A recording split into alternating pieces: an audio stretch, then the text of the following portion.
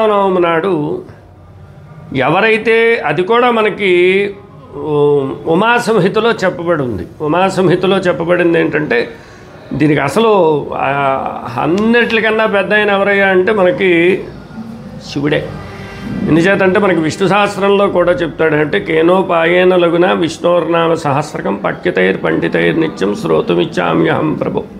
రామచంద్రమూర్తి గొప్పతనాన్ని చెప్పాలన్నా, రామచంద్రమూర్తి మంత్రాన్ని చెప్పాలన్నా, దానికి సంబంధించిన విశిష్టతను చెప్పాలంటే శివుడే చెప్పాలి.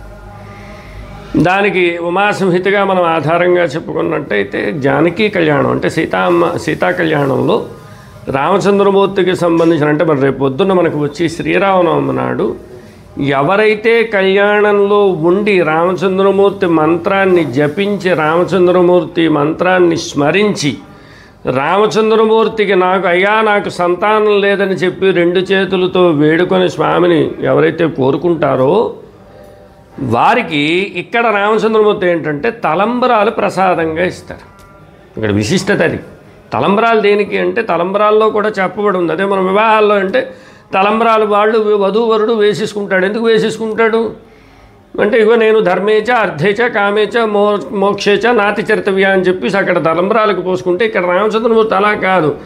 ధర్మ అంటే ధర్మో మేకామస్సమృద్ధ్యతాం, యజ్ఞో మేకామస్సమృద్ధ్యతాం, పశువో మేకామస్సమృద్ధ్యతాం, ఇవన్నీ కూడా సమృద్ధి కలగాలి అని సీతమ్మ అడుగుతుంది, రామచంద్రమూర్తి అడుగుతారు. కాబట్టి రామచంద్రమూర్తి సీత ఆ తలంబరాలని మనం ఎప్పుడైతే వివాహం కాని వారు ఉన్నారో వాళ్ళ శిరస్సు మీద తలంబరాలను కానీ వేసుకున్నట్టయితే వివాహం చక్కగా జరుగుతుంది. మంచి వరుడు వస్తాడు, లేకపోతే మంచి వధువు వచ్చి వారికి వివాహం బాగుంటుంది. తర్వాత అన్యోన్యతకు కూడా రామచంద్రమూర్తి చెప్పబడి ఉన్నాయి.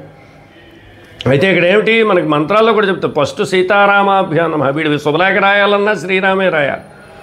అలాగే మనం చెప్పుకోవాలంటే రామచంద్రమూర్తి గొప్పతనం చాలా ఎక్కువ చెప్పుకోవచ్చు. అయితే ఆ రామచంద్రమూర్తికి సంబంధించిన కళ్యాణ తలంబరాలకి సంబంధించినంత వరకు శిరస్సు మీద ఎప్పుడైతే వివాహం కాని వారు ఉన్నారో వారు ధరించినట్టయితే ఖచ్చితంగా వాళ్ళకి వివాహం అవుతుంది.